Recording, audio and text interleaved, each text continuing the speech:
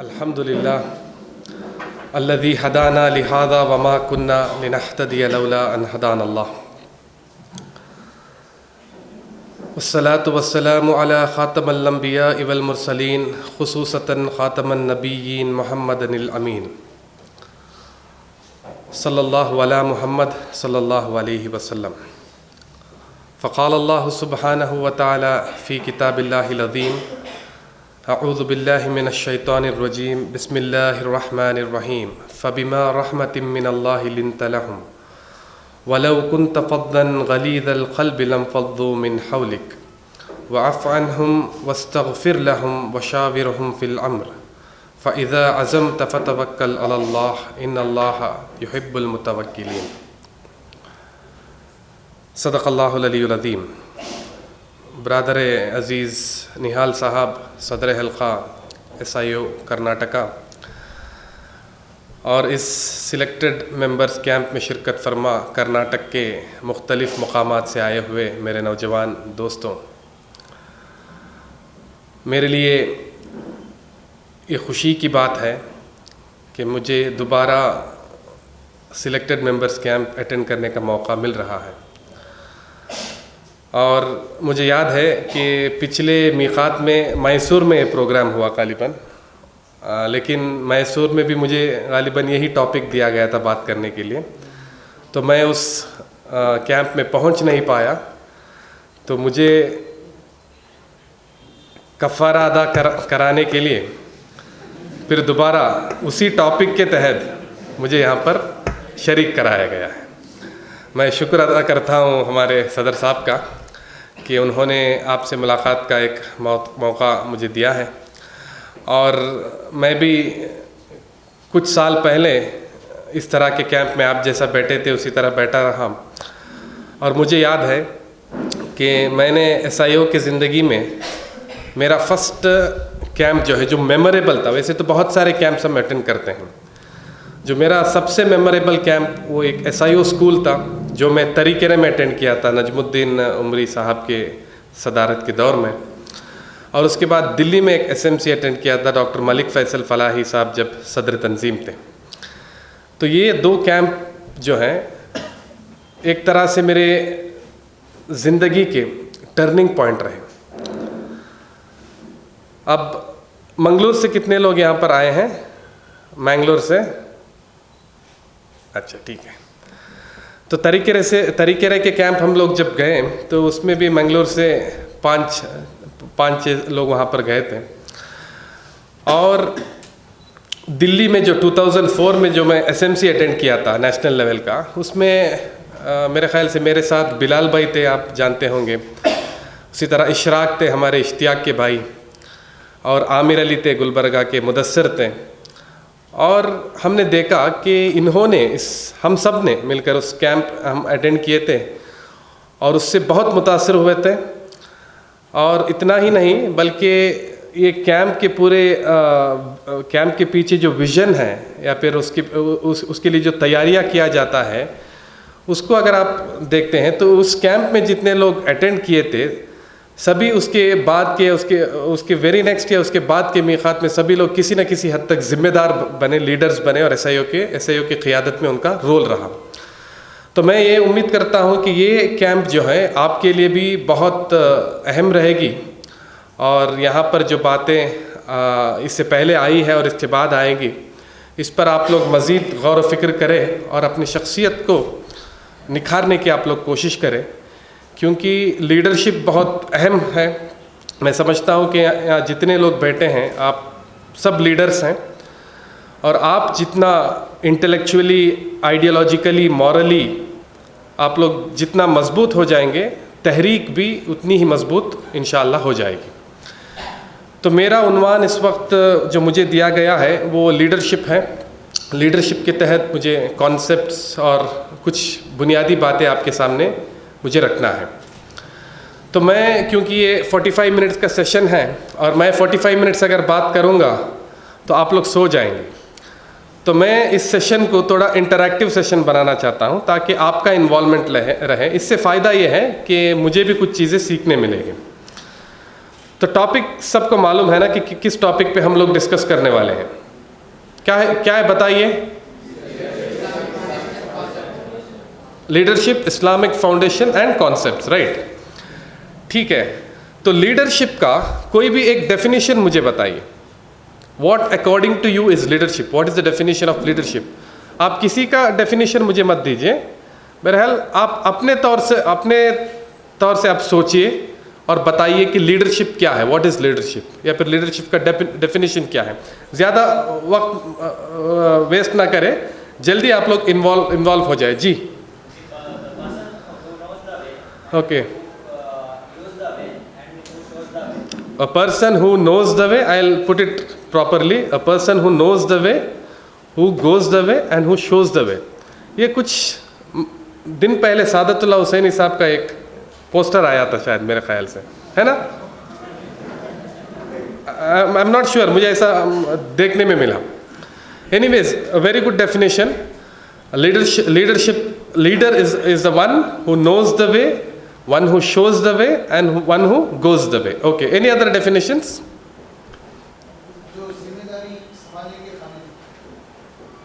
جو ذمہ داری سنبھالنے کے قابل ہو لیڈرز ہیں. Okay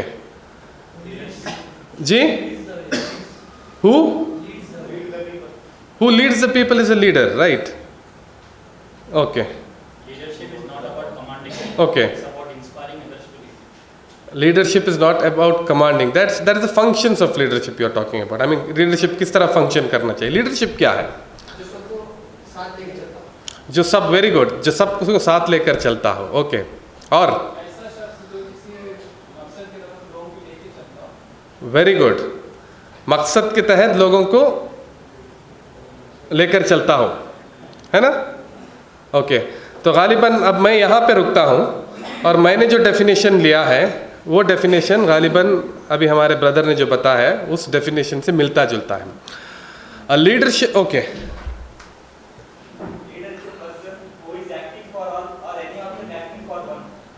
leadership. Okay. Okay. who is acting for all and all are acting for one. very good. Okay. تو بہرحال لیڈرشپ کی ایک جی.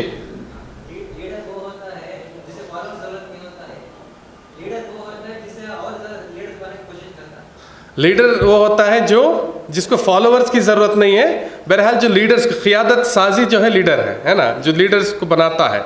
ٹھیک ہے، مطلب میں آپ کی اس پوائنٹ سے ایگری کرتا ہوں، لیکن that is not the definition. That can be his approach, right. وہ کس طرح کام کرتا ہے وہ ہمارے ڈسکشن میں آئے گا وہ پوائنٹ. بہرحال I will stop here and say that leadership is the ability to move people towards goal. اور یہ میرا ڈیفینیشن نہیں ہے. اوکے. یہ ڈیفینیشن جو ہے ڈاکٹر طارق السویدان، ایک کویتی اسکالر ہیں، اور لیڈرشپ میں کافی ٹریننگ انہوں نے کیا ہے لیڈرشپ پہ. اور ہی از اخوان المسلمین کے شورا کے رکن رہ چکے ہیں. سو ان کا ایک بہت سارے ڈیفینیشنس ہو سکتے ہیں الگ الگ لوگوں کے، لیکن میں سمجھتا ہوں کہ تحریکی حلقوں میں، اور مجھے جو مطلب کیچی لگا وہ یہ ڈیفینیشن ہے کہ the leadership is the ability to move people towards goal. Okay. It's an ability. Okay. اب ہم اس پوائنٹ پہ تھوڑا ڈسکس کریں گے کہ ہاؤ مینی آف یو سے کہ لیڈرشپ جو ہے بائی برتھ ہوتا ہے. ہم لوگ بولتے ہیں نا کہ یہ بائی برتھ لیڈر ہے یا بورن لیڈرس ہیں. تو do you agree with this concept? جی سوری جی، آپ میں سے کوئی ایک اٹھ کر بات کیجئے. ہو سکتا ہے کہ آپ سب کو ریپرزینٹ کریں، لیکن جب ٹوٹلی آواز آتی ہے کلیئر نہیں ہوتا ہے سب لوگ جو مطلب اکٹھے بات کرنے میں. آپ بتائیے بھائی. جی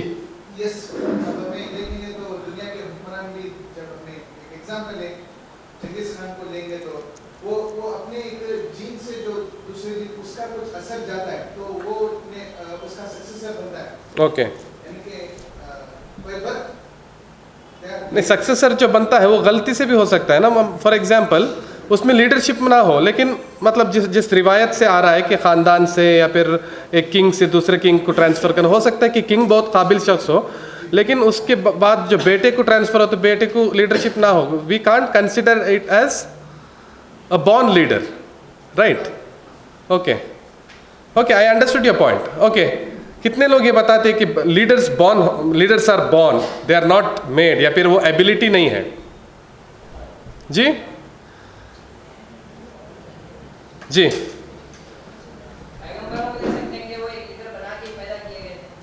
ओके, वेरी गुड. और okay, how do you I mean validate your point? जो भी पुराने लीडर हुए हैं उनको कुछ ना कुछ इंस्पायर किया है, ओके, तो हालात मजबूर करने के लीडर बने. Very good. तो इससे पता चलता है कि 1 या 2% लोग. ठीक है, आई एग्री विद यू कि 1 or 2% people are born leaders. 98% से 99% वो है दैट इज़ एन एबिलिटी. वो हालात के हिसाब से ग्रो होता है, और जिस तरह का सिचुएशन, मतलब उस एबिलिटी को आप अपने अंदर क्रिएट कर सकते हैं. ऐसा नहीं है कि मतलब मैं नहीं था तो नहीं होगा. फॉर एग्जाम्पल, एक एग्जाम्पल मैं आपको इस्लामिक हिस्ट्री से देता हूँ. Who was never a leader, Hazrat Abu there गफारी. He was one of the greatest scholar of Islam. लेकिन उन्होंने he was not a military leader, he was not a religious leader. Leadership में कहीं role नहीं रहा उनका. और उनके बारे में जो स्टडी किए हैं वो बताते कि वो कभी लीड ही नहीं कर सकते थे. He was a great scholar. सो इस तरह के भी कुछ एग्जाम्पल्स हमारे साथ होते हैं. सो बहरहाल we'll think that leadership is an ability. It's not that मतलब 2% लोग हो सकते हैं, लेकिन 90%, 98%, 99% लोगों के अंदर ये एबिलिटी को क्रिएट किया जा सकता है. एंड दैट इज़ व्हाट हम लोग आपको लीडरशिप ट्रेनिंग इसी बात को सामने रखते हुए दिया जाता है कि this is an ability and we can be train to be good leaders. Okay, so the leadership is the ability to move people towards goal. Simple से डेफिनेशन है ना कि लीडरशिप क्या है? एक काबिलियत है, एक एबिलिटी है टू मूव पीपल. अब एक मिशन या गोल है, उस गोल की तरफ जो मूव करता है, that is called leadership. Okay, so let me talk about some ways of moving people. कैसे लोगों को मतलब अपने गोल की तरफ आप लोग भगा सकते हैं या फिर उनको अट्रैक्ट करा सकते हैं. What are the different ways of bringing people towards the goal? Motivation, very good. Who said that? Okay, bye motivation. Okay, one is motivation. What else? Sorry? Okay, it's the same point, recognizing the talent and motivating them. Okay, I'll tell you 5 different ways of moving people towards the goal. The first way is, some are in negative terms. English भी comfortable है ना आप लोग? Some are in negative terms and some are very positive. First one है luring people. What do you mean by luring people? जी, कोई ख्वाहिश या फिर कोई ओहदे की ख्वाहिश दिलाना उनको. अगर तुम ऐसा करोगे कि ये मिलेगा, तो एक लीडरशिप का स्टाइल होता है. This is one way of moving people towards the goal. कि लीडरशिप ऐसा भी करता है कि लोगों को ल्योर करता है, कोई चीज़ देता है, तुम इसके बदले में ये काम मेरे लिए करो, और उसका काम वो निकालता है. वो आप अमित शाह में देखते हैं ना ज़्यादातर ल्योरिंग. हाँ, देखते हैं बीजेपी की स्टाइल ऑफ फंक्शनिंग में देखते हैं आप. Okay, this is one kind of one way to move people towards the goal. This is one way, by luring. Second is by threatening, धमकी देकर, या फिर इसके बदले में आपको ये नुकसान होगा, आपको लिहाजा ये काम करना चाहिए. इस तरह की भी लीडरशिप आप सोसाइटी में देखते हैं. I don't want to go in depth of it, but ये भी एक हकीकत है कि लीडरशिप जो है मूविंग टुवर्ड्स गोल, इससे भी किया जाता है कि लोगों को जो है थ्रेटन भी किया जाता है, ल्योर भी किया जाता है. तीसरा चीज़ ये है कि आप जो बताए कि मोटिवेशन, तो मोटिवेशन को मैं पब्लिक स्पीकिंग में लेता हूँ.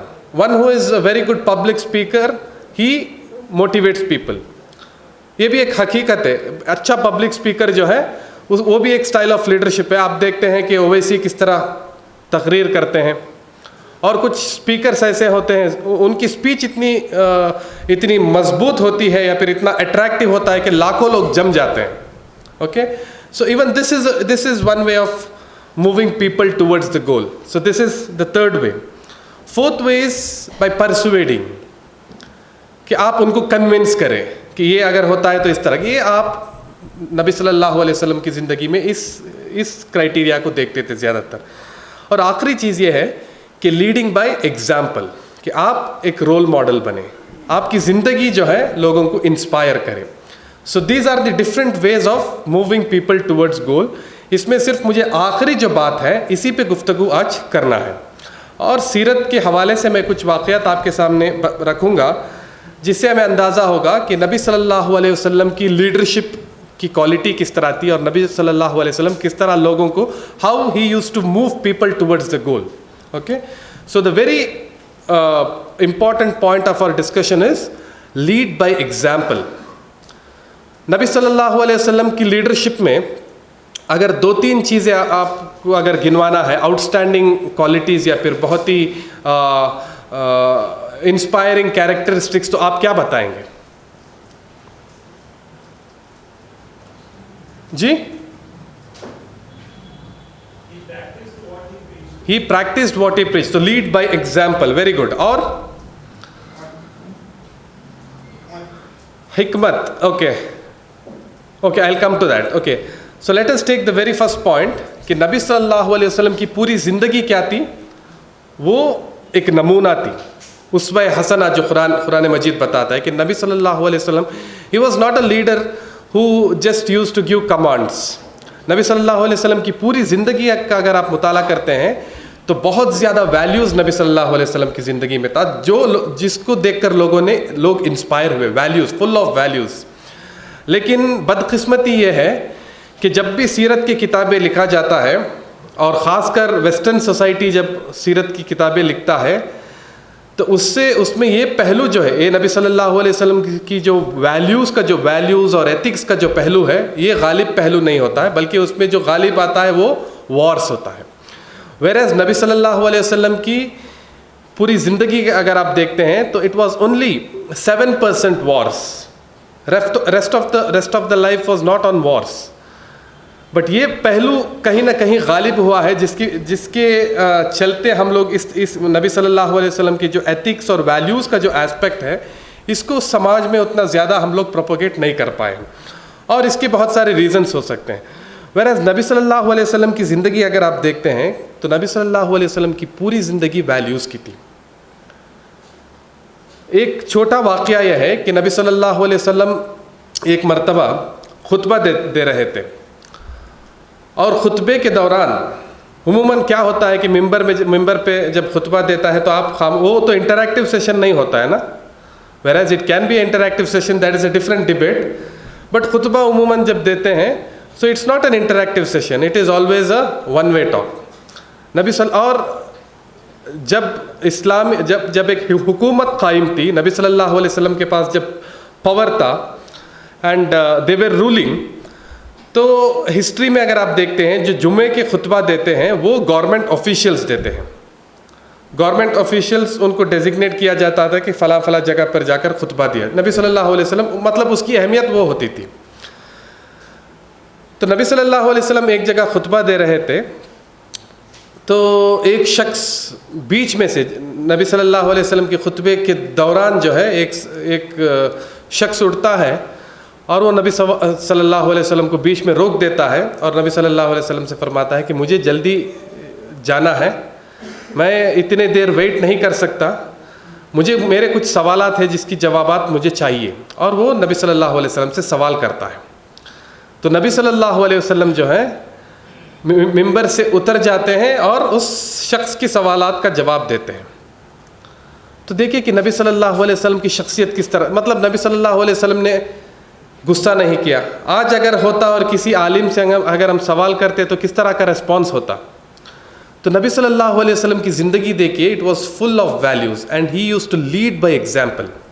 فار ایگزامپل ایک موقع پہ ایک صحابی ایک جنگ کے دوران حضرت ابو بکر صدیق کے پاس جاتے ہیں اور حضرت عمر کے پاس جاتے ہیں اور فرماتے ہیں کہ ہم پر کیا حالت طاری ہے، شدت کی بھوک لگی ہوئی ہے اور کھانے کے لیے ہمارے پاس کچھ نہیں ہے۔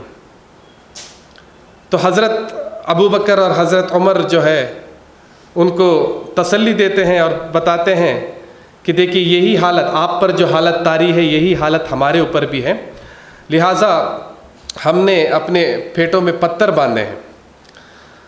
اور جب مطلب یہ انکنٹرولیبل ہوتا ہے تو وہ نبی صلی اللہ علیہ وسلم کے پاس جاتے ہیں، نبی صلی اللہ علیہ وسلم کے پاس جا کر یہ بتاتے ہیں کہ یہ معاملہ ہے۔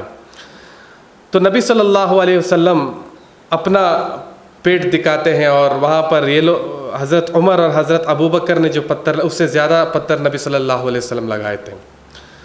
تو اس سے اندازہ ہوتا ہے کہ نبی صلی اللہ علیہ وسلم کا لیڈرشپ جو ہے وہ فل آف ایتھکس تھا، فل آف مورل ویلیوز تھا، وہ لوگوں کو انسپائر کرتا تھا۔ اور اتنا ہی نہیں، نبی صلی اللہ علیہ وسلم used to be an example for others، وہ خود مطلب لیڈ بائی ایگزامپل جسے ہم لوگ بولتے ہیں۔ تو نبی صلی اللہ علیہ وسلم کی لیڈرشپ کی سب سے پہلی کوالٹی یہ تھی کہ ماڈل دی وے، یا پھر کریڈیبلٹی، نبی صلی اللہ علیہ وسلم کی کریڈیبلٹی جو ہے یہ سب سے اہم تھی۔ اسی لیے قرآن مجید کی وہ آیت میں نے آپ کے سامنے تلاوت کیا جس میں فرمایا گیا کہ فَبِمَا رَحْمَةٍ مِّنَ اللَّهِ لِنْتَ لَهُمْ وَلَوْ كُنْتَ فَظًّا غَلِيظَ الْقَلْبِ لَانفَضُّوا مِنْ حَوْلِكَ۔ یہ اللہ تعالیٰ کی خاص رحمت ہے کہ اللہ تعالیٰ نے آپ کو نرم دل بنایا۔ اگر آپ سخت دل ہوتے تو لوگ آپ سے چھٹ جاتے تھے، آپ کے پاس نہیں آتے تھے۔ تو نبی صلی اللہ علیہ وسلم کی دل کی کیفیت یہ تھی۔ تو لیڈرشپ کے لیے ویری امپورٹنٹ کوالٹی یہ ہوتا ہے کہ مورلی بہت ہائی ہم ہوں، مورلی بہت ساؤنڈ ہم ہوں، ہمارے شخصیت پہ کوئی سوال یا نشان نہ کھڑا کرے۔ ہو سکتا ہے کہ ہمارے اسٹریٹجیز ڈیبیٹیبل ہو سکتا ہے، اس پر کرٹیسزم کرے، لیکن ہماری جو شخصیت ہے اس پر سوال نشانی نہیں ہونی چاہیے۔ یہ نبی صلی اللہ علیہ وسلم کی کوالٹی تھی، اور نبی صلی اللہ علیہ وسلم used to lead people through example۔ یہ سب سے اہم کوالٹی نبی صلی اللہ علیہ وسلم کی تھی۔ اور ویلیوز کی جہاں تک بات کرتے ہیں تو ایک اور مثال میں آپ کو دینا چاہتا ہوں کہ ایک موقع پر نبی صلی اللہ علیہ وسلم کسی جنگ سے واپس آ رہے تھے اور نبی صلی اللہ علیہ وسلم کے ساتھ پورا فوج تھا، اور ایک جگہ نبی صلی اللہ علیہ وسلم نے محسوس کیا کہ ایک پرندہ جو ہے فوج کے اطراف اڑ رہا ہے اور وہ آگے نہیں بڑھ رہی ہے، اپنے پھر کو پھراتے ہوئے وہ وہیں پہ ان سرکلز وہ رک رہے۔ تو نبی صلی اللہ علیہ وسلم نے اپنے پورے فوج کو ہالٹ کیا۔ آپ تصور کیجئے کہ ایک ملٹری کمانڈر اور پورے اپنے ملٹری کے ساتھ جا رہا ہے، اور اس وجہ سے پورے کیمپ کو پوری اس فوج کو ہالٹ کیا گیا ہے کہ ایک پرندہ جو ہے کچھ کمیونیکیٹ کرنا چاہ رہا ہے، اور نبی صلی اللہ علیہ وسلم روک کر پوچھتے ہیں کہ اس کی جو بچیاں ہوتی ہیں اس کو کس نے نکالا ہے، اس کو فوراً واپس لوٹا دیجیے۔ تو یہ اس طرح کے ہائی ویلیوز جو ہے نبی صلی اللہ علیہ وسلم کی زندگی میں، یہی اصل لیڈرشپ کے بہت اہم کوالٹیز ہوتے ہیں کہ ہم we should lead by example and we should have the credibility, moral, ethics، یہ سب چیزیں ہماری زندگی میں ہو۔ this is the very first quality۔ second quality یہ ہے کہ نبی صلی اللہ علیہ وسلم کا جو ویژن تھا، وہی ویژن وہ نبی صلی اللہ علیہ وسلم اس طرح انسپائر کرتے تھے کہ دوسرے لوگ بھی اس ویژن پر اتنا ہی یقین رکھتے تھے جتنا نبی صلی اللہ علیہ وسلم یقین رکھتے تھے۔ اگر نہال صاحب یہ بتائے کہ ہم اس سماج میں ایک پازیٹیو تبدیلی لائیں گے اور 5 سال کے اندر ہم لوگ لائیں گے، اگر اس طرح کی بات کہیں تو فالوورز میں اتنا یقین ہونا چاہیے کہ 5 ایئرس کے بعد انہوں نے جو کہا وہ سچ ہوگی، اور اس کے لیے ہمیں کوشش کرنا چاہیے۔ دس از کالڈ شیئرڈ ویژن۔ اور نبی صلی اللہ علیہ وسلم لوگوں کو کبھی شیئرڈ ویژن کی طرف انسپائر کرتے تھے۔ ایک مرتبہ نبی صلی اللہ علیہ وسلم جو ہے اپنے صحابہ کے ساتھ بات چیت کر رہے تھے، تو ایک شخص نبی صلی اللہ علیہ وسلم کے پاس آتا ہے اور نبی صلی اللہ علیہ وسلم سے تھوڑا اس طرح بات کرتا ہے جو مطلب which is not acceptable، کچھ طنز کے انداز سے، یا پھر کچھ سخت انداز سے نبی صلی اللہ علیہ وسلم سے بات کرتا ہے. صحابہ جو تھے وہ مایوس ہو جاتے ہیں, وہ غصہ کرتے ہیں اور نبی صلی اللہ علیہ وسلم سے پوچھتے ہیں کہ یہ کس طرح کا شخص تھا. تو نبی صلی اللہ علیہ وسلم اس وقت ایک بات بتاتے ہیں. نبی صلی اللہ علیہ وسلم یہ فرماتے ہیں کہ ان فیوچر نبی صلی اللہ علیہ وسلم ان صحابیوں کو بٹا کر, ان صحابہ کے ساتھ نبی صلی اللہ علیہ وسلم پورے ایک دن پوری طرح ان سے گفتگو کرتے ہیں. ہی اسٹارٹس فرام فجر نماز, ہی کنٹینیوز ٹل ظہر, then again he goes on ٹل مغرب, دین ہی کنٹینیوز ٹل عشاء. پورے دن ان کے ساتھ بیٹھتے ہیں, ان کے ساتھ پوری جو چیزیں ہونے والی ہیں اس کے بارے میں ان پوری طرح تفصیلات نبی صلی اللہ علیہ وسلم ان کے سامنے پیش کرتے ہیں. اور یہ بھی بتاتے ہیں کہ جس شخص سے ہم ملے تھے اس شخص کے ڈسینڈنٹ سے ایک گروپ ایسا نکلے گا جو بظاہر آپ کو ایسے دکھے گا کہ وہ آپ سے بھی علم کا جب معاملہ آتا ہے وہ آپ سے زیادہ علم رکھنے والے ہوں گے. عبادات کے معاملے میں آپ سے زیادہ عبادت گزار وہ لوگ ہوں گے. روزے کا معاملہ آئے گا تو آپ سے زیادہ روزہ رکھنے والے وہ ہوں گے. قرآن کے علم, قرآن کے مطالعہ اور قرآن کے علم کے بارے میں اگر آئے گا تو وہ آپ سے زیادہ کریں گے. لیکن اس قوم میں سے ایسے لوگ آئیں گے, ان کا مطالعہ ہوگا لیکن وہ مطالعہ ان کو کوئی فائدہ مند نہیں ہوگا. وہ نمازیں پڑھیں گے لیکن وہ نمازیں ان کو کوئی فائدہ نہیں پہنچائے گا. اور اس کے بعد نبی صلی اللہ علیہ وسلم کنٹینیو کرتے ہوئے بلائیں گے کہ وہ اگر قرآن پڑھیں گے تو وہ ان کے that will not go down their throat, ان کو کچھ سمجھ میں نہیں آئے گا لیکن آپ سے زیادہ پڑھیں گے. سو ان کے ڈسینڈنٹس میں ایک قوم ایسا آئے گا جو آگے چل کر آپ کے ساتھ مقابلہ کرے گا, مسلمانوں کو تکلیف دے گا اور مسلمانوں کو ماریں گے. اور یہ نبی صلی اللہ علیہ وسلم اس طرح کا ایک واقعہ ان کے سامنے ہوا. تو نبی صلی اللہ علیہ وسلم کی وفات کے بعد حضرت ابو بکر کا دور آیا, حضرت عمر کا دور آیا, حضرت عثمان کا دور آیا, اور حضرت علی کے دور میں یہ واقعات جو نبی صلی اللہ علیہ وسلم نے اس وقت پیش کی تھی وہ واقعات سچ ثابت ہوتے ہیں. اور سچ اس لیے ثابت ہوتے ہیں کہ حضرت علی کو یہ واقعہ یاد آتا ہے کہ نبی صلی اللہ علیہ وسلم نے کئی سال پہلے کچھ اس طرح کے پیشن گوئیاں کی تھی, لہٰذا یہ واقعہ سچ ہے. وہ واقعہ اس طرح ہوا کہ حضرت علی کے دور میں خوارج کا ایک گروپ اٹھا اور دے اسٹارٹڈ اپوزنگ حضرت علی. اپوز اس لیول تک کرتے تھے کہ حضرت علی جب نماز کے لیے جاتے تھے, حضرت علی جب اپنے گھر سے مسجد تک جاتے تھے تو دو طرف سے صفارہ ہو کر مطلب لائن میں کھڑے ہو کر یہ لوگ حضرت علی کو بولتے تھے کہ یو آر این انفیڈل, تم اسلام سے باہر ہو, یو آر ناٹ اے مسلم. وہ کس کو بولتے تھے؟ حکمران کو بولتے تھے, وقت کے خلیفہ کو بولتے تھے. لیکن ان کا ریسپانس صرف اتنا ہی تھا. حضرت علی یہ بتاتے ہیں کہ یہ that is their opinion and he has every right, they have every right to present their opinion. دیکھیے کہ اسلام میں اس سے اچھا مثال کیا ہو سکتا ہے. اور لیڈرشپ کے لیے بہت ضروری یہ ہے کہ ہم اوپینینس کو اکوموڈیٹ کریں. ہمارے بارے میں کوئی کچھ بولا تو فوری نہیں اس کو سسپینڈ کیا جائے گا, ہاں اس طرح نہیں, بلکہ لیڈرس کو کیا کرنا چاہیے کہ دے شوڈ بی ویری اکوموڈیٹیو. حضرت علی کے پاس جب یہ واقعہ ہوا تو حضرت علی یہ بتاتے ہیں کہ that is their opinion and they have every right to be opinionated, they can say whatever they want. But response کب ہوا؟ جب وہ مسلمانوں کو مارنا شروع کیے. جب تک وہ بول رہے تھے حضرت علی نے رسپونڈ نہیں کیا, there was no action. But in کا اس فریڈم آف اسپیچ جو ہے, فریڈم آف ایکسپریشن جو ہے, وہ اس کا لیول جا کر لوگوں کو مارنا شروع کیے. تب جا کر حضرت علی جو ہے ان پہ وار کرتے ہیں. اور ان کو وہ بات یاد آتا ہے کہ نبی صلی اللہ علیہ وسلم نے بتایا تھا کہ اس قوم میں سے ایسے کچھ لوگ آئیں گے جب تم اس قوم کے آخری آدمی کو آپ قتل نہیں کرتے تب تک یہ مسئلہ رہے گا. اور نبی صلی اللہ علیہ وسلم نے کچھ ان کے ہاتھ ایسا اٹھا کر بتائے تھے کہ کچھ انڈیکیشنز ان کے یہاں پہ کچھ عجیب سا ایک क्या बोलते हैं उसको, मतलब कुछ मार्क होगा जिससे आप उनको आइडेंटिफाई कर सकते हैं, एक ब्लैक मार्क यहाँ पर होगा।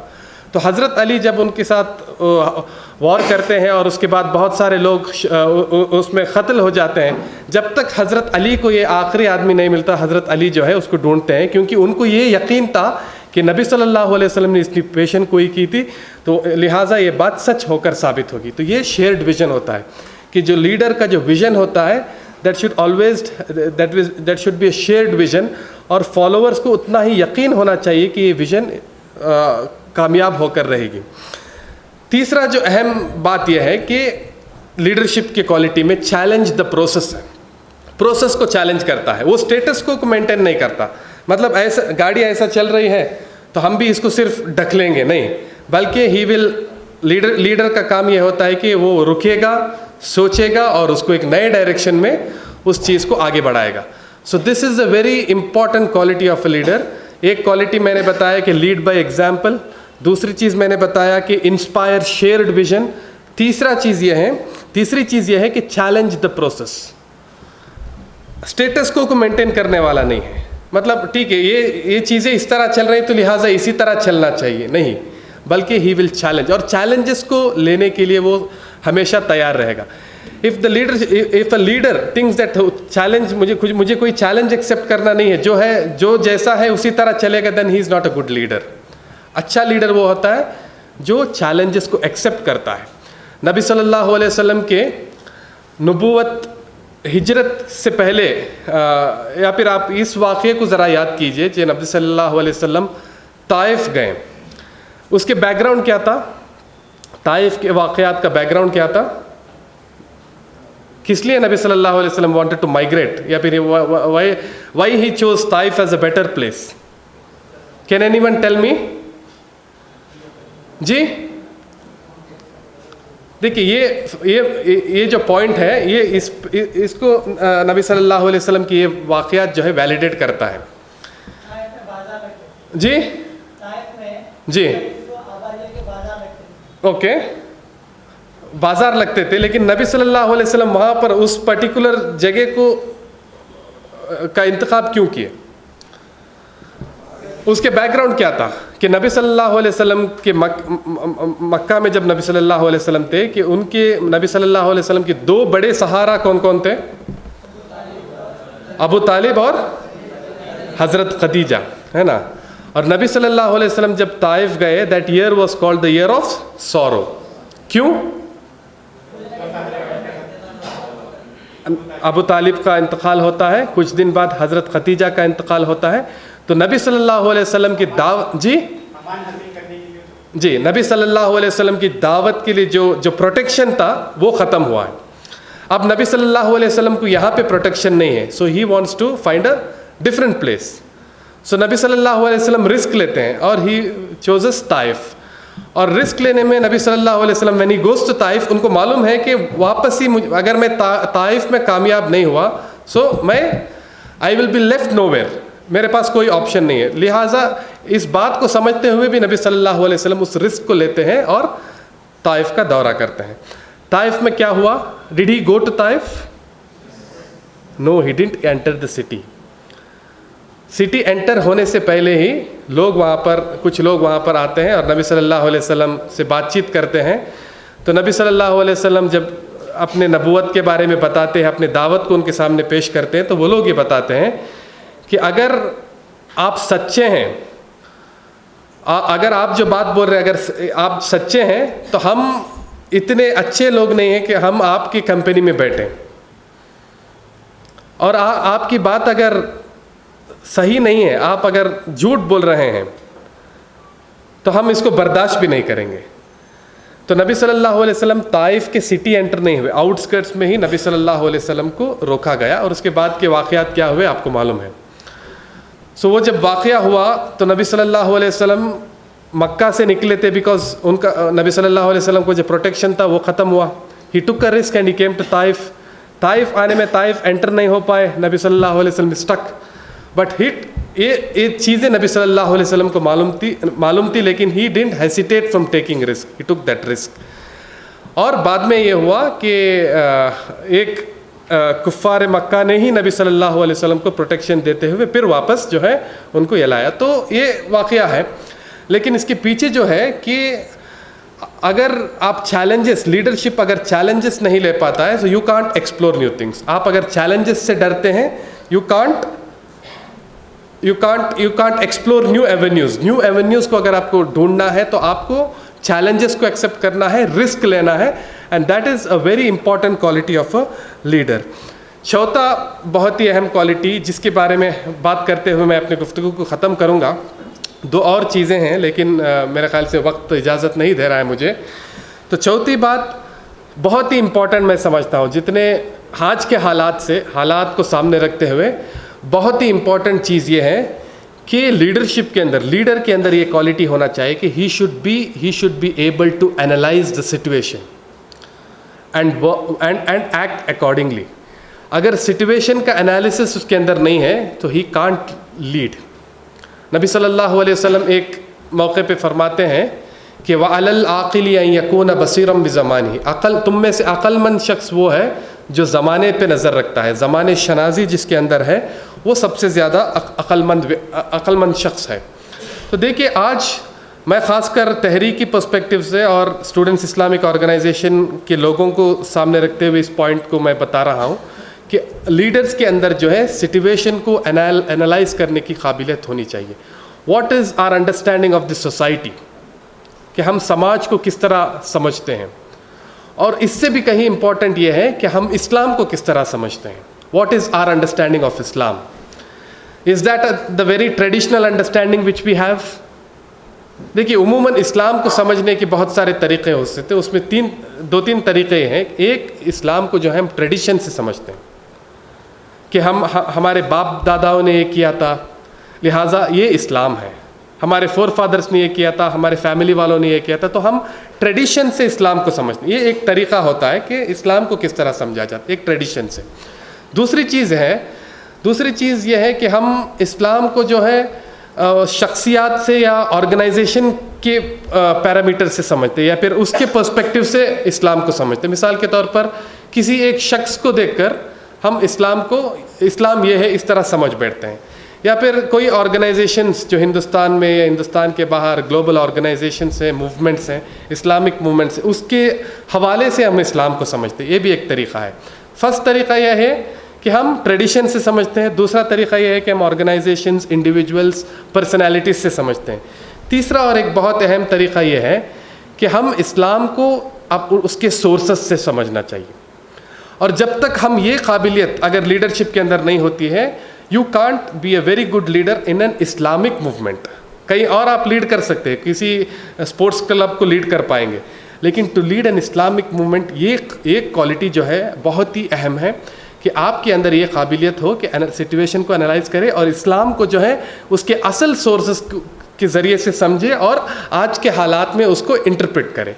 मिसाल के तौर पर नबी सल्लल्लाहु अलैहि वसल्लम की ज़िंदगी को जब हम पढ़ते हैं तो नबी सल्लल्लाहु अलैहि वसल्लम ने मुख्तलिफ़ औक़ात में मुख्तलिफ़ रोल्स को नबी सल्लल्लाहु अलैहि वसल्लम ने प्ले किया।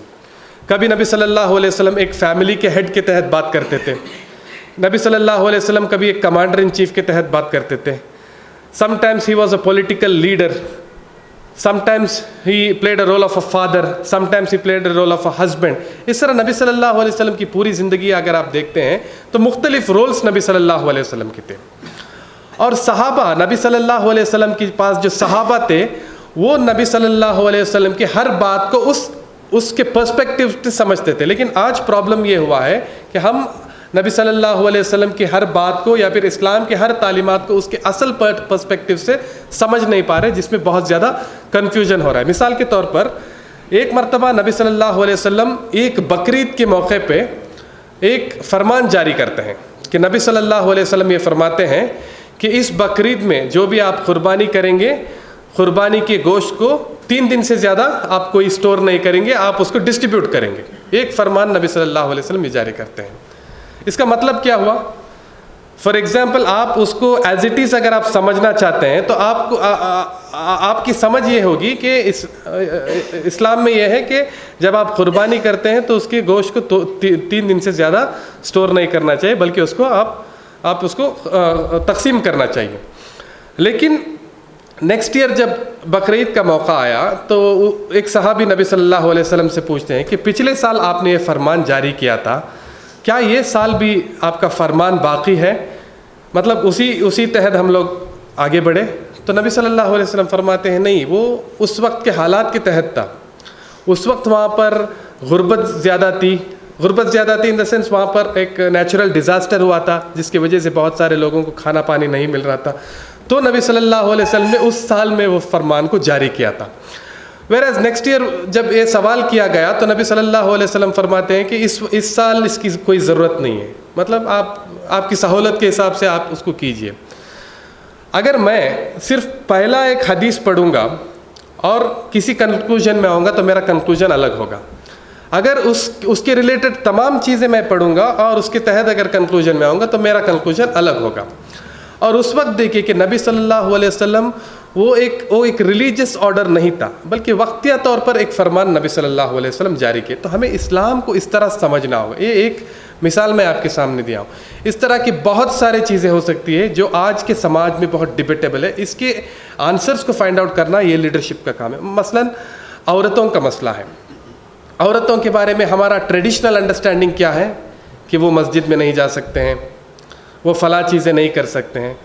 لیکن آپ نبی صلی اللہ علیہ وسلم کے احادیث کا اگر مطالعہ وغیرہ کریں گے تو آپ کو معلوم ہوگا کہ اس کا اگر بیک گراؤنڈ سمجھ میں آئے گا تو اس کے بارے میں کنکلوژن آپ کا بالکل الگ ہوگا. مثال کے طور پر ہم یہ جانتے ہیں کہ نبی صلی اللہ علیہ وسلم کی ایک حدیث ہے کہ جس میں نبی صلی اللہ علیہ وسلم فرماتے ہیں کہ عورتوں کے لیے گھر میں پڑھنا خیر ہے مسجد کے بالمقابل. اوکے، تو اگر آپ اس حدیث کو اس طرح سمجھتے ہیں تو میں یہ بتا رہا ہوں کہ لیڈرشپ کو یہ کوالٹی ہونا چاہیے کہ آپ کو سچویشن کو انالائز کرنے کی قابلیت آپ کے اندر ہو.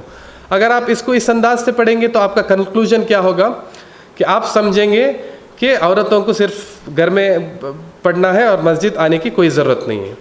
ویرائز یہ اس کے بیک گراؤنڈ دیکھیے، جب بھی ایک قرآن کی آیت ہو یا حدیث ہو، جب آپ اس کو پڑھتے ہیں یا اس کو دیکھتے ہیں اس کا ایک بیک گراؤنڈ ہوتا ہے. اس بیک گراؤنڈ کو اگر آپ سمجھنے کی قابلیت نہیں رکھتے، you can not be a good leader. For example اس کی بیک گراؤنڈ کو اگر آپ دیکھیں، اس کا بیک گراؤنڈ جو سٹوری ہے، ایک عورت جو ہے نبی صلی اللہ علیہ وسلم کے پاس آتے ہیں جن کا نام میں بھول رہا ہوں. وہ ایک صحابیہ تھی. وہ نبی صلی اللہ علیہ وسلم کے پاس ام حمید نبی صلی اللہ علیہ وسلم کے پاس آتے ہیں اور فرماتے ہیں کہ میرے ہسبینڈ جو ہے مجھے مسجد میں نماز پڑھنے کی اجازت نہیں دے رہے ہیں، ویرائز مجھے آپ کے پیچھے نماز پڑھنا میں بہت پسند کرتا ہوں اور مجھے بہت خوشی ملتی ہے اس سے. تو نبی صلی اللہ علیہ وسلم ان کے شوہر کو بلاتے ہیں، ابو حمید کو، اور دونوں کے بیچ میں جب بات چیت ہوتی ہے تو معلوم ہوتا ہے کہ ایک گھر کا مسئلہ ہے. ان کے کچھ بچے تھے جن کو بچوں کو اگر صبح کے وقت چھوڑ کے آتے ہیں تو پرابلم ہوتا تھا گھر میں. تو اس کی وجہ سے یہ نماز مطلب وہ عورت جو ہے اس مسجد میں جا کر نماز پڑھنے کی وجہ سے ان کے درمیان جو ہے بہت زیادہ کانفلکٹ ہسبینڈ اور وائف کے بیچ میں ہو رہا تھا. تو نبی صلی اللہ علیہ وسلم نے اس بیک گراؤنڈ میں یہ بات کہا کہ آپ کے لیے وہ بہتر ہے کہ آپ گھر میں مطلب وہ ایک میرائٹل ایشو کو سالو کرنا چاہ رہے تھے نبی صلی اللہ علیہ وسلم. تو نبی صلی اللہ علیہ وسلم نے فرمایا کہ آپ کے لیے بہتر یہ ہے کہ آپ وہاں پر گھر میں نماز پڑھیں اور مسجد کے بالمقابل. This was told to one particular صحابیہ کے لیے بولا گیا تھا، اور ان کے بیچ میں ایک بڑا ایشو تھا ہسبینڈ اور وائف کے بیچ میں. اس کو سارٹ آؤٹ کرنے کے لیے نبی صلی اف یو ڈونٹ انڈرسٹینڈ اس بیک گراؤنڈ، ہم کیا سمجھتے ہیں کہ نہیں عورتوں کو مسجد جانا ہی نہیں ہے. اوکے، یا پھر ان کو خیر یہ ہے کہ وہ صرف ویرائز یہ حدیث کے بعد بھی آپ دیکھتے ہیں کہ مساجد میں بڑی تعداد میں عورتیں آیا کرتی تھی. So if we don't understand, if the leaders don't understand the context behind it, we cannot lead or we cannot understand what Islam is. Third example is, تیسرا ایگزامپل جو ہے وہ بھی عورتوں کے مطلب the status of women in Islam کے بارے میں ہی ہے کہ ایک حدیث نبی صلی اللہ علیہ وسلم کا یہ ہے لَن يُفْلِحَ قَوْلًا وَاللَّهُ أَمْرَهُمْ إِمْرًا. A group of people led by women cannot succeed. This is the meaning of that hadith. A group of people led by women will not succeed. یہ نبی صلی اللہ علیہ وسلم کی ایک حدیث کو لیکن اس کے بیک گراؤنڈ کو اگر آپ دیکھتے ہیں, when we understand this without context we think that okay leadership کی کوئی رول میں عورتوں کا ہونا یہ ان اسلامک ہے. whereas when you go to the context of it, if you get into the context of it, یہ ایک پرٹیکولر کانٹیکسٹ میں بتایا گیا تھا کہ پرشیا میں سیسنائٹس ایک فیملی ہوتا تھا, اور وہ سیسنائٹس جو ہے مور دین 1000 ایئرس جو ہے وہ رول کرتے تھے. اور کوئی بھی قوم جب 1000 سال تک رول کرتا ہے تو ان کے اندر کانفلکٹ پیدا ہوتا ہے, اور جب ان کے درمیان سیسنائٹس کے درمیان کانفلکٹس پیدا ہونا شروع ہوا تو وہ آپس میں اس کے جو کنگ تھے ابو شیروان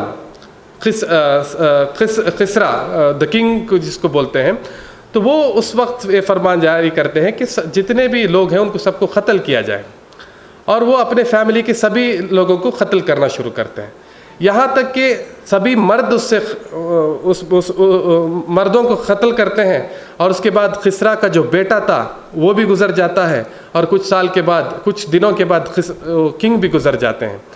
اس کے بعد جب یہ بات آئی نبی صلی اللہ علیہ وسلم کے پاس کہ وہ ان کے درمیان کوئی لیڈ کرنے والا نہیں ہے, وہ ایک عورت اس کو لیڈ کر رہی ہے, تو نبی صلی اللہ علیہ وسلم نے اس کانٹیکسٹ میں یہ بات کہی تھی کہ لن یفلح قوم واللہ امرہم امرا, گروپ آف پیپل. نبی صلی اللہ علیہ وسلم فرماتے ہیں کہ ان میں سے کوئی ایک مرد بھی نہیں ملا ہے, everyone is gone and no one is remaining. تو نبی صلی اللہ علیہ وسلم یہ بتاتے ہیں کہ اس کانٹیکسٹ میں یہ بات نبی صلی اللہ علیہ وسلم فرماتے ہیں کہ جو the people group of people lead by women will not succeed. So this is in one particular context.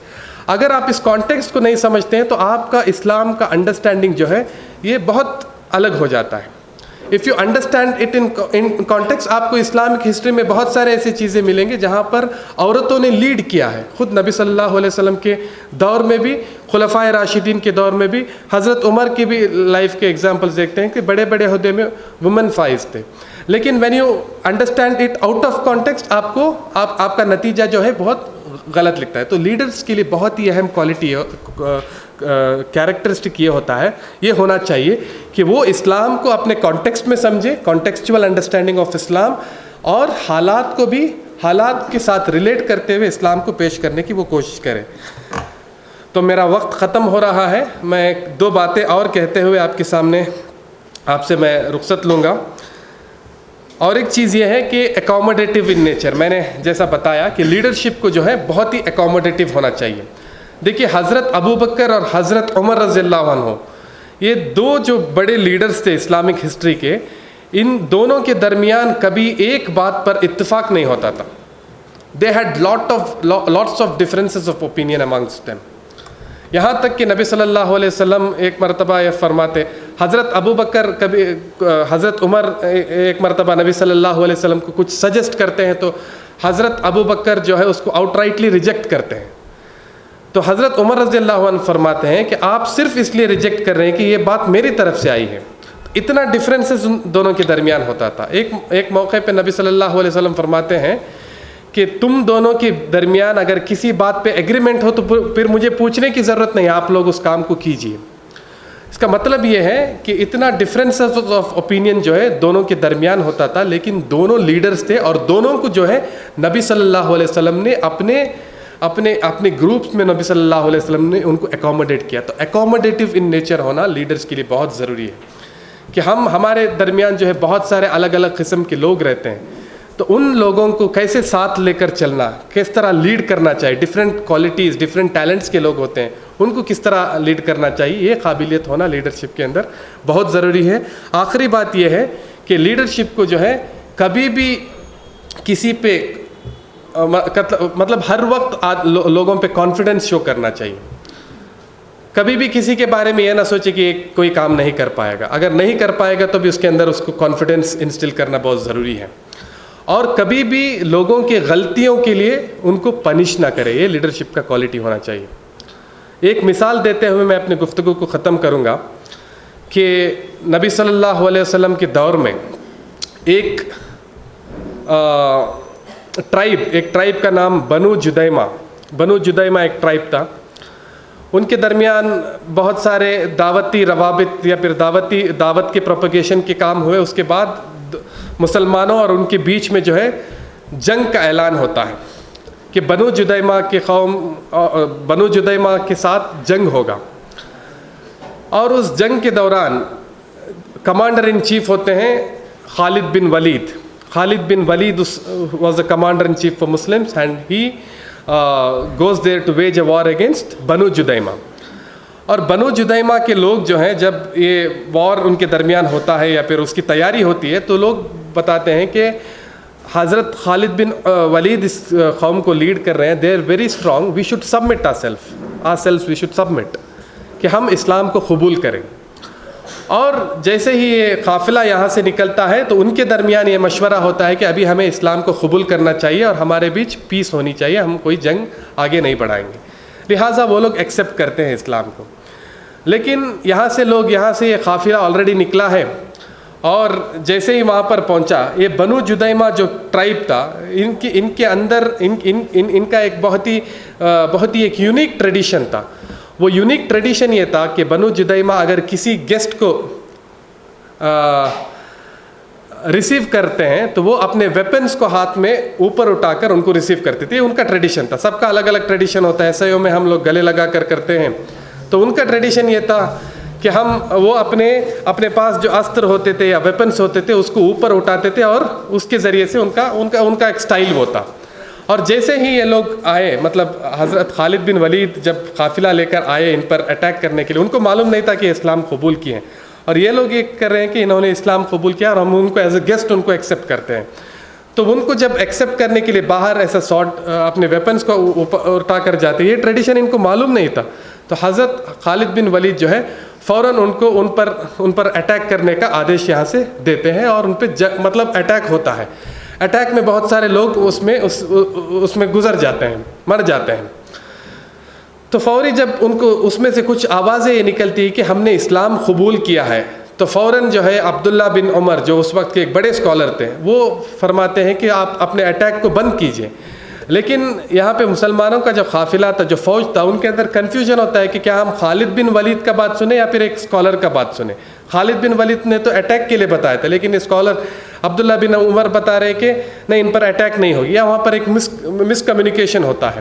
لیکن حضرت عبداللہ بن عمر جو ہے خالد بن ولید کے پاس آتے ہیں اور فوری بتاتے ہیں کہ آپ اس کو روکیے، انہوں نے سبمٹ کیا ہے، یہ لوگ اسلام قبول کیا اور ان کو کوئی اٹیک نہیں کرے گا. لیکن جب وہ اٹیک سٹاپ ہوتا ہے تو بہت کچھ نقصانات تو آلریڈی ہوئے رہتے، کچھ لوگوں کی جان کی ہلاکت ہو جاتی ہے، کچھ مال کے نقصانات ہوتے ہیں. اور اس سے معلوم ہوتا ہے کہ حضرت خالد بن ولید کے ذریعے ایک مسٹیک ہوا. تو اب دیکھیں کہ نبی صلی اللہ علیہ وسلم کا اپروچ کس طرح رہا. ایک کرائسس ہوا، ایک مسٹیک ہوا، پیورلی ایک مسٹیک ہوا.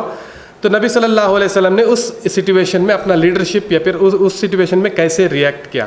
ہمارے پاس کیا ہوتا ہے، اگر میں کسی تنظیم کا صدر ہوں اور میں کسی ایک آدمی کو بتاؤں کہ آپ اس کیمپین کو لیڈ کیجئے، اور کیمپین اگر خراب ہوتا ہے تو نیکسٹ میں آپ کو پھر زندگی بھر آپ کو کیمپین کا صدر نہیں بنا جاتا ہے نا. کبھی کبھی ایسا ہوتا ہے. بٹ نبی صلی اللہ علیہ وسلم کی لیڈرشپ کی کوالٹی دیکھیے کہ جب یہ بلنڈر ہو جاتا ہے حضرت خالد بن ولید سے، تو نبی صلی اللہ علیہ وسلم فوری کیا کرتے ہیں کہ حضرت علی کو وہاں پر بنو جدیمہ کے پاس بھیجتے ہیں. بنو جدیمہ کے پاس بھیجتے ہیں اور ان کو بہت زیادہ کمپنسیٹ کرتے ہیں. اور اس سے معلوم ہوتا ہے کہ مسٹیک کو پہلے نبی صلی اللہ علیہ وسلم اس مسٹیک کو ایکسیپٹ کرتے ہیں. مسٹیک کو ایکسیپٹ کرنے کے بعد ان کو کمپنسیٹ کرتے ہیں، اس مسٹیک کو کریکٹ کرنے کی کوشش کرتے ہیں. اور تیسرا کام کیا کرتے ہیں کہ اس کے بعد جو جنگ ہوا، اس کے بعد جو لیڈ کرنا تھا، اس میں خالد بن ولید ہی کو نبی صلی اللہ علیہ وسلم ایز اے ملٹری لیڈر نبی صلی اللہ علیہ وسلم وہاں پر بھیجتے ہیں. تو لیڈرشپ کی کوالٹی یہ ہوتی ہے، you shouldn't punish people for their mistakes, rather اس غلطیوں کو آپ کو ٹھیک کرنا ہے اور ان کے اندر کانفیڈنس کو بلڈ کرنا ہے. تو یہ کچھ سیرت کے حوالے سے کچھ لیڈرشپ کوالٹیز میں نے آپ کے سامنے رکھی ہے. اللہ تعالیٰ سے دعا کرتا ہوں کہ ہمیں اسلام کی صحیح سمجھ اللہ تعالیٰ ہمیں عطا فرمائے، حالات کے صحیح سمجھ عطا فرمائے. اسلام اور حالات کے صحیح سمجھ ہونا یہ لیڈرشپ کے لیے بہت ضروری ہے. اگر ہم یہ قابلیت ہمارے اندر پیدا کریں گے تو انشاءاللہ ایک پازیٹیو اور ایک ریولوشنری تبدیلی ہم لوگ اس سماج میں دیکھیں گے، اور اس تبدیلی میں آپ کا رول جو ہے بہت اہم ہوگا. اس دعا کے ساتھ، اس امید کے ساتھ میں اپنی گفتگو کو ختم کرتا ہوں. آمین یا رب العالمین. وآخر الدعوانا ان الحمد للہ رب العالمین. 4-5 منٹ میں نے آپ کے زیادہ لیے ہیں. آپ سے بھی معذرت کرتا ہوں, سہیل صاحب سے بھی معذرت کر کے ہوئے اپنے گفتگو کو ختم کرتا ہوں. السلام علیکم ورحمۃ اللہ.